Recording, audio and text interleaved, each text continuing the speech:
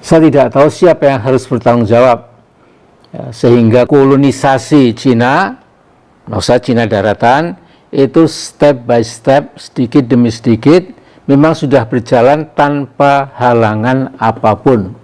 Nah, kini resmi sudah Cina diminta Indonesia untuk menyelesaikan pembangunan IKN Nusantara.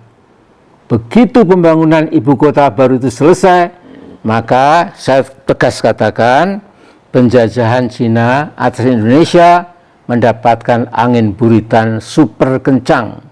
Kita bisa kaget dengan pongahnya Jokowi sesumbar, dan sesumbarnya itu jadi judul berita.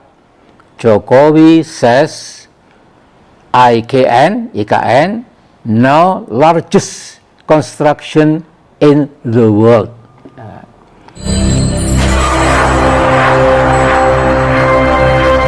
Saudaraku sebangsa dan setanah air, kali ini saya akan menyampaikan video yang nggak terlalu panjang, ya, yang tema atau judulnya itu adalah moratorium pembangunan IKN Nusantara sebagai sesuatu yang mutlak. Jadi saya ingin mengangkat masalah amat penting, yakni pembangunan ibu kota baru IKN Nusantara akhirnya akan diselesaikan oleh China atau China. Ini suatu perkembangan yang luar biasa, dahsyat dan bahayanya. Jadi oleh-oleh atau buah tangan yang dibawa Jokowi dan Luhut sepulang dari misi muhibah ke China pada akhir Juli lalu, itu tadi, ya, telah disepakati oleh China bahwa China akan membantu penyelesaian pembangunan IKN Nusantara di Kalimantan Timur. Nah, menurut Luhut, semuanya bakal selesai dalam tempo 6 bulan kalau sudah diambil alih oleh Cina. Ya.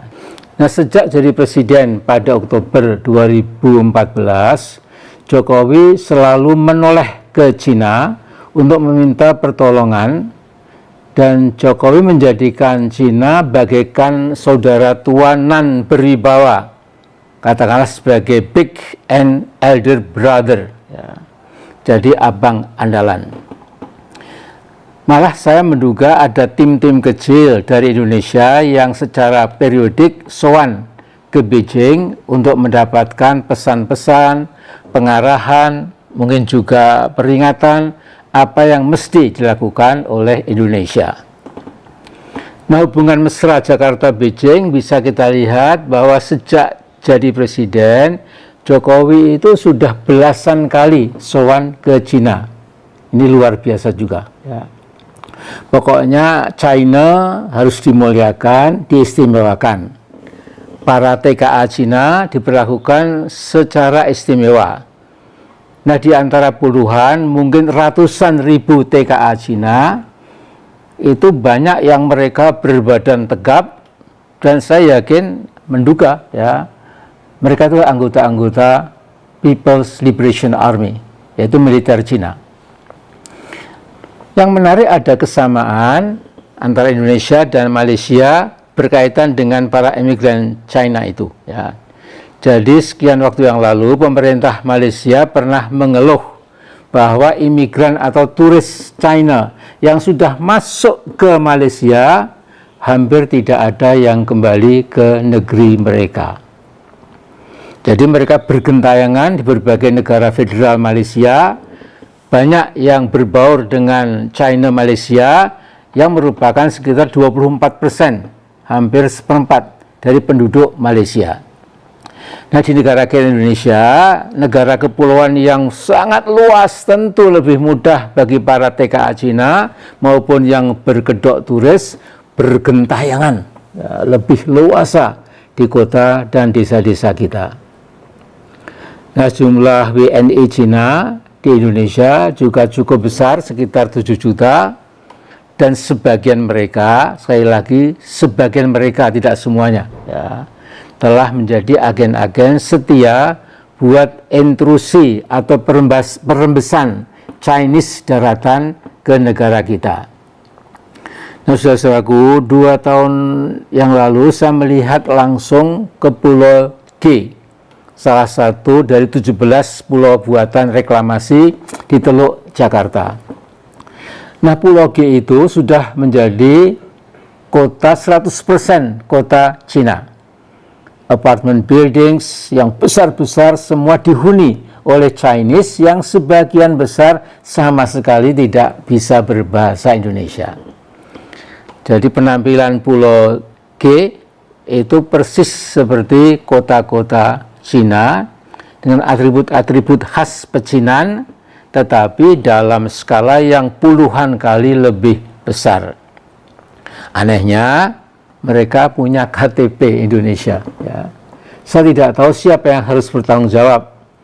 Ya, sehingga kolonisasi Cina, maksudnya Cina daratan, itu step by step, sedikit demi sedikit, memang sudah berjalan tanpa halangan apapun. Tidak ada halangan. Ya. Nah, ketika impian Jokowi membangun ibu kota baru di Kaltim itu mulai gelagapan, ya, siapa lagi yang diminta tolong kalau bukan Presiden Xi Jinping yang sekaligus menjadi Sekjen Partai Komunis Cina, juga Panglima tertinggi militer Cina, dan seterusnya. Nah, kini resmi sudah Cina diminta Indonesia untuk menyelesaikan pembangunan IKN Nusantara. Begitu pembangunan ibu kota baru itu selesai, maka saya tegas katakan, penjajahan Cina atas Indonesia mendapatkan angin buritan super kencang. Jokowi telah menjadi instrumen imperialisme Cina atas Indonesia. Jadi wahai bangsa Indonesia, ya Allah, bangsa terbesar nomor 4 di muka bumi, masih belum sadarkah kita ini menghadapi kenyataan yang sangat pahit sekarang ini? Sementara itu harus segera saya catat patriotisme Pak Nyoman Nuarta, arsitek top yang dimiliki Indonesia, yang paling bertanggung jawab dalam pembangunan ibu kota baru di Kaltim itu. Nah, dalam video yang berdurasi sekitar 29 menit, ya, itu Pak Nyoman berkata, ini saya quote ad verbatim, ya, kata demi kata, ya, Pak Nyoman bilang, ini adalah istana pertama kita yang dibangun oleh bangsa kita, bangsa sendiri, tanpa pengaruh dari mana-mana. Ini betul-betul murni dari kita, tidak ada pengaruh dari arsitek manapun. Aku bekerja supaya selesai tepat waktu. Ini saya agak merinding ketika mendengarkan Pak Nyoman itu, ya. Jadi keyakinan dan patriotisme Pak Nyoman itu tiba-tiba dirobohkan oleh Luhut yang mengatakan IKN Nusantara akan diselesaikan oleh China. Dan pasti omongan Luhut lebih powerful, ya, karena sudah seizin Jokowi, ya. Nah, saya melihat boleh dibilang Jokowi ternyata sebuah, maaf ini istilah saya itu, mysterious quantity, ya, sebuah entitas yang penuh teka-teki, ya. Jadi kalau melihat pendiriannya yang dimuat majalah Tempo edisi bahasa Inggris 9 Agustus tahun ini, kita bisa kaget dengan pongahnya Jokowi sesumbar, dan sesumbarnya itu jadi judul berita, Jokowi says IKN now largest construction in the world. Nah, jadi Pak Jokowi mengatakan IKN ini adalah proyek yang terbesar di muka bumi sekarang ini, katanya, ya. Menurut saya Pak Jokowi itu kurang wawasan lah, ya. Jadi kalau orang kurang wawasan itu kemudian seperti kodok dalam tempurung. Sampai selesai IKN cuma perlu dana sebesar 34 miliar dolar Amerika. Sampai sekarang Jokowi belum tahu dari mana dana sebesar itu diperoleh, ya. Masih ya masih bingung ya, bahkan pergi ke Singapura ya untuk menawar-nawarkan orang-orang Singapura supaya banyak-banyak bangun rumah dan pindah ya, menawarkan hak guna bangunan, hak guna usaha yang sampai ratusan tahun yang nggak masuk akal ya. Nah, saya kira ini memang kurang wawasan. Jadi coba bandingkan ya Pak Jokowi dengan bangunan-bangunan yang sedang dibangun sekarang ini oleh Qatar seusai membangun beberapa stadium untuk Piala Dunia tahun 2022 kemarin ya. Nah, Qatar sekarang sedang membangun ya, sekarang ini jadi masih going on ya. Itu kompleks perhotelan, kompleks pertokoan super mega dengan biaya 123 miliar dolar. Jadi 3,5 kali biaya IKN ya. Dan juga jangan pernah dibandingkan dengan berbagai pembangunan yang sedang berjalan sekarang ini di Saudi Arabia.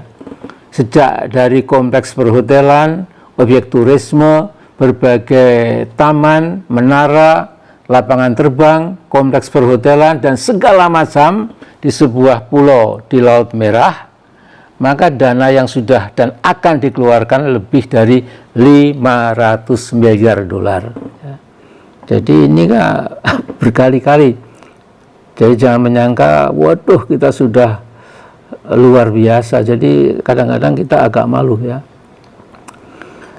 Nah, jadi memang Mas Jokowi itu nampaknya memang kurang wawasan ya, berkesimpulan tidak ada pembangunan di muka bumi yang melebihi dahsyatnya pembangunan IKN. Nah, saya tidak tahu tentang civil engineering atau architecture ya, saya orang awam ya. Tetapi ketika saya bolak-balik membaca ini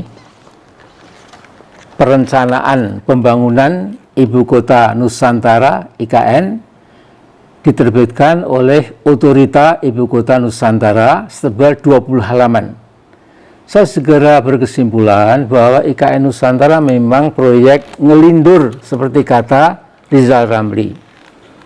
Uang membangun kereta api cepat Bandung Jakarta yang tingkat kesulitannya jauh lebih kecil dibanding IKN, jadwalnya sudah molor, biaya membengkak, dan entah berapa kali jadwal peresmiannya ditunda-tunda terus. Dulu duet kompak Jokowi Xi Jinping yang rencananya akan meresmikan peluncuran kereta api cepat buatan Tiongkok itu mestinya disampaikan ketika ada conference G20 ya, G20 di Bali.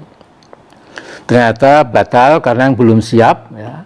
Kemudian duet ini ya sedianya Agustus juga belum siap, katanya September ya kalau betul-betul kejadian ya.